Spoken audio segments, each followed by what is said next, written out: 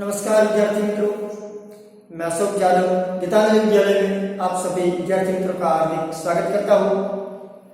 मित्रों, आज हम कक्षा 9 में एक आत्मकथा पढ़ रहे हैं। डॉक्टर हरिवंश राय बच्चन जी ने अपने जीवन में उन्होंने जो जिंदगी जी है, उन्होंने अपनी आत्मकथा में लिखा है। 4 भाग में उन्होंने अपनी आत्मकथा लिखी। इनमें से एक आत्मकथा, इनका एक अंश मेरी बीमारी सामान्य हुई, जो आत्मकथांश है, आत्मकथा का एक अंश है। डॉक्टर हरिवंश राय बच्चन जी हिंदी साहित्य के इलाहाबाद के महान कवि। उनके बारे में जितनी तारीफ की जाए इतनी कम है।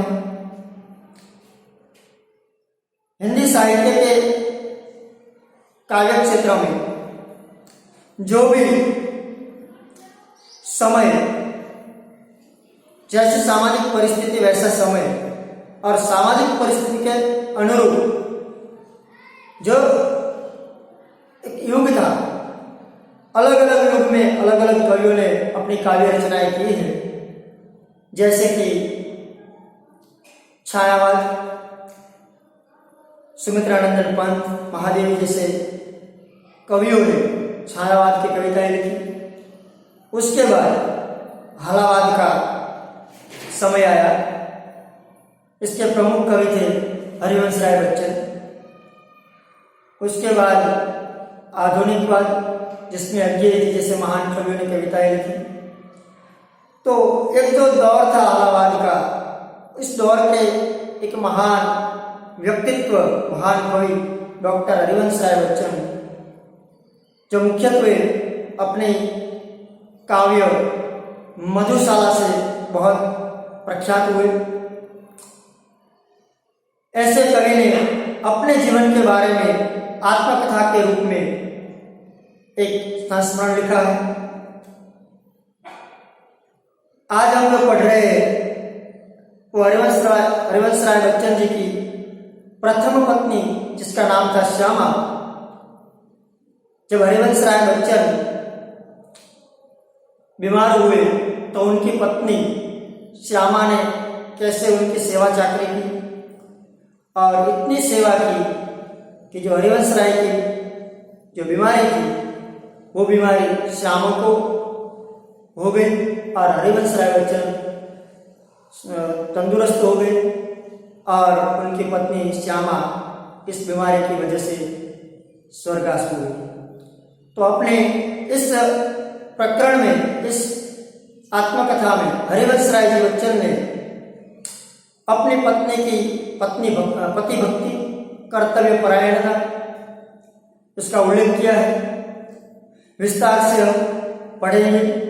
इससे पहले धोरण 9 हिंदी में मेरी बीमारी सामान्य जो प्रकरण है, जो इकाई है, वह एक आत्मकथांश है।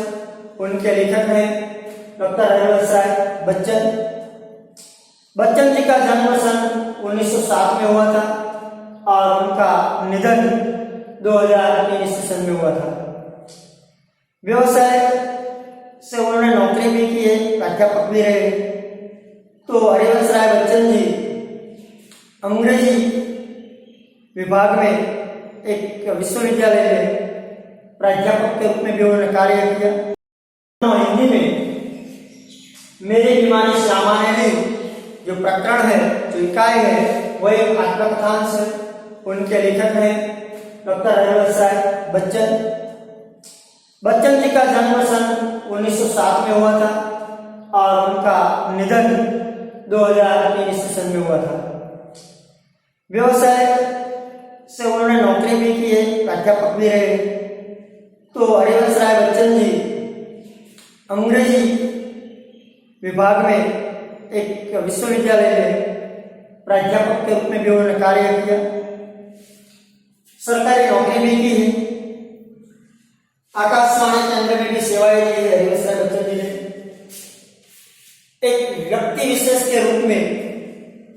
टाइम के हमारे राष्ट्रपति जी ने हरिवंश राय बच्चन जी को राज्यसभा का सांसद भी नियुक्त किया था और पायोनियर प्रेस में उन्होंने नौकरी भी की थी। हरिवंश राय जी बच्चन उनको उनका साहित्य सृजन और व्यक्तित्व के बारे में हमने बात की। अब हम बात करते हैं कि उनको सम्मान क्या प्राप्त हुआ। तो हरिवंश राय बच्चन को सोवियत लैंड पुरस्कार जैसे पुरस्कार भी मिले, साहित्य अकादमी पुरस्कार जो हमारे हिंदी साहित्य जगत में दिया जाता है और पद्म विभूषण जैसे महान पुरस्कारों से हरिवंश राय बच्चन जी का सम्मान भी दिया गया। साहित्य सृजन की बात करें तो हरिवंश राय बच्चन ने मधुशाला, निशा निमंत्रण, सप्तरंगिणी, मिलन यामिनी, अकुल अंतर और एकांत संगीत जैसे काव्य संग्रह का उन्होंने निर्माण किया। इन सब काव्यों में से मधुशाला काव्य इतने प्रिय, इतने प्रख्यात हुए कि उस समय जब जहां देखो वहां कहीं भी कवि सम्मेलन हुए, कहीं भी साहित्य की गोष्ठी होती तो मधुशाला की काव्य चौकस सुनाई पड़ती। तो इसीलिए मधुशाला उनका प्रख्यात काव्य संग्रह है और उनके बेटे जो हिंदी फिल्मों के महान एक्टर कलाकार अमिताभ बच्चन जी ने उनकी काव्य का काव्यगान किया है। आपको कहीं भी मिले तो चौकस बच्चन जी की आवाज में मधुशाला काव्य का पठन सुनेंगे। क्या बोलूं क्या याद करूं, निर्ता निर्माण हुए बसेरे से दूर, देश द्वार से सोपान तक, ये चार उनके आत्मकथा है जो आत्मकथा के विविध भाग है। इन चारों भागों में उन्होंने अपने जीवन का चरित्र अंकित किया है, अपने जीवन के बारे में हमें माहितगार किया है। तो विद्यार्थी मित्रों, हमने हरिवंश राय बच्चन जी का संक्षिप्त में परिचय प्राप्त किया। अब हम पाठ्य पुस्तक पर आधारित उनका जो परिचय है वह प्राप्त करेंगे और जो मेरी बीमारी सामान्य ली उस प्रकरण के बारे में भी पढ़ेंगे। तो विद्यार्थी मित्रों, आप बता आपका जो पुस्तक है वो पुस्तक निकालिए और प्रकरण की शुरुआत करेंगे।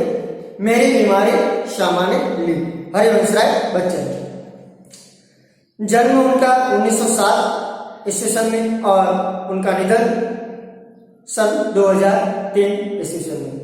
हिंदी साहित्य में हरिवंश राय बच्चन का नाम उनकी एकमात्र कृति से अमर हो गया। हालांकि विपुल मात्रा में साहित्य सृजन किया है। एकमात्र काव्य कृति और कौन सी कृति थी? मधुशाला। हिंदी साहित्य जगत में बच्चन जी का नाम रोशन मधुशाला काव्य संग्रह से रोशन हो गया। प्रख्यात काव्य कृति मधुशाला, इस काव्य से उनका खूब लोकप्रिय हो गए। इसके साथ ही उन्होंने और भी साहित्य सृजन किया है। छायावादोत्तर काल के कवियों में बच्चन एक विशिष्ट सर्जक रहे। छायावाद के कवियों, जब छायावाद का समापन हो रहा था और हालावाद की शुरुआत हो रही थी, उस वक्त के जो कवियों थे उन सभी कवियों में बच्चन जी एक श्रेष्ठ कवि के रूप में उभरे थे। इलाहाबाद विश्वविद्यालय के अंग्रेजी के प्राध्यापक रूप में, तत्पश्चात दिल्ली में सरकारी सेवा, आकाशवाणी और 2-1 अन्य स्थलों पर आपने सेवाएं दी। तो क्या कहाँ उन्होंने सेवाएं दी? तो अंग्रेजी के प्राध्यापक के रूप में भी सेवा दी, दिल्ली में भी सरकारी नौकरी की और आकाशवाणी जो हमारा रेडियो स्टेशन था पहले, अब बंद हो गया है, उस आकाशवाणी में भी 1-2 जगह उन्होंने अपनी सेवाएं दी, उन्होंने वहां नौकरी की। भारत के एक विशिष्ट कवि के रूप में राष्ट्रपति जी ने उन्हें राज्यसभा का सदस्य मनोनीत किया था। भारत के एक विशिष्ट कवि के रूप में राष्ट्रपति ने उन्हें राज्यसभा का सांसद नियुक्त किया था।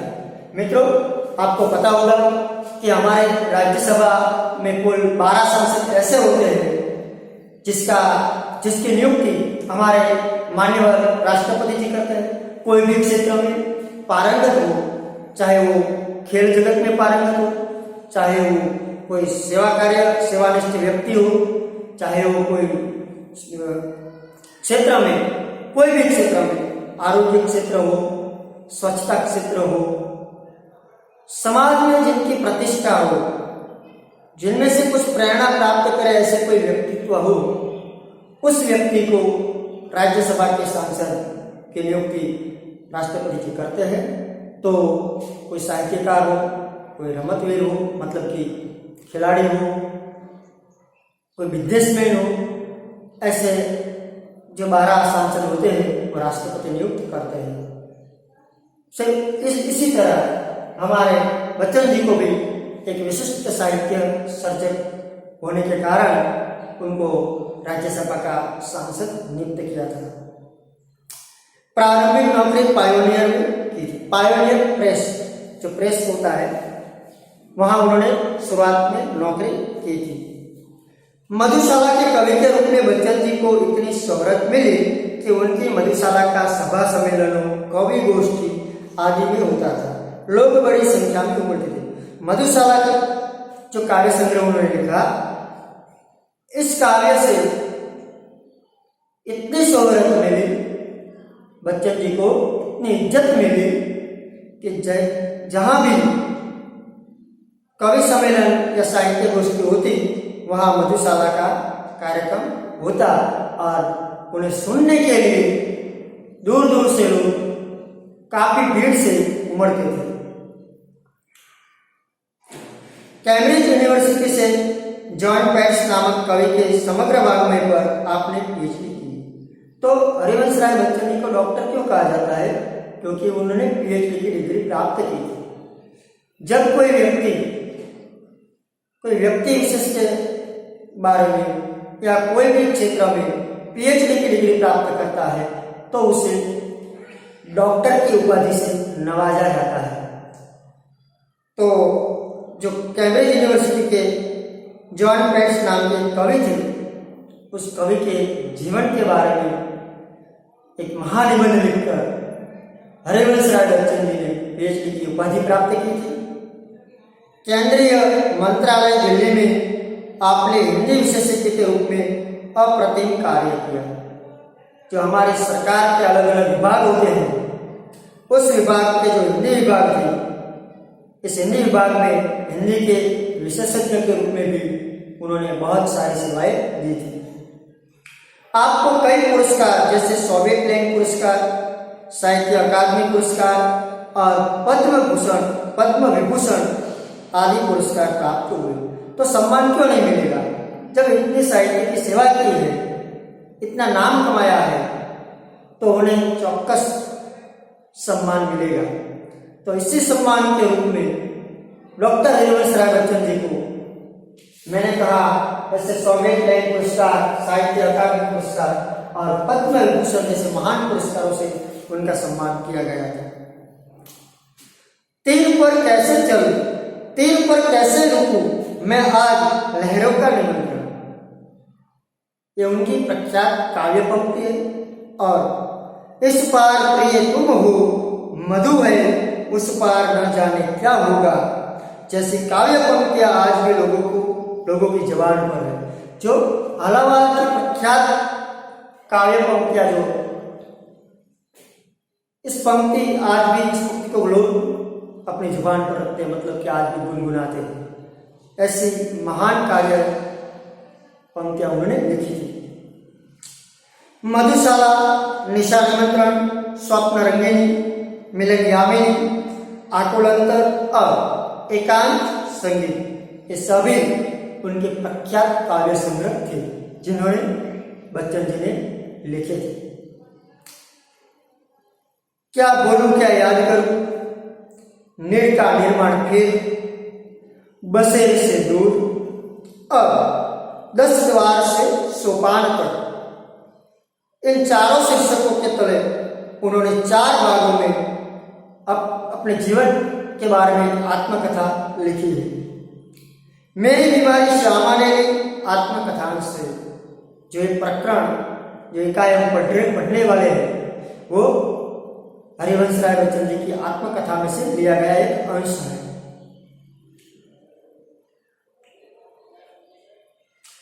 जो क्या भूलूं क्या याद करूं में से लिया गया है। क्या भूलूं क्या याद करूं जो आत्मकथा का भाग है उनमें से ये प्रकरण लिया गया है।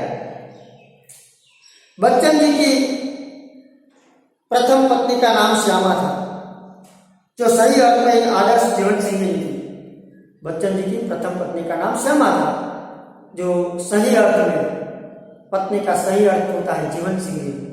तो उन्होंने जीवन संगिनी के जो धर्म होते हैं वो धर्म अच्छी तरह निभाए।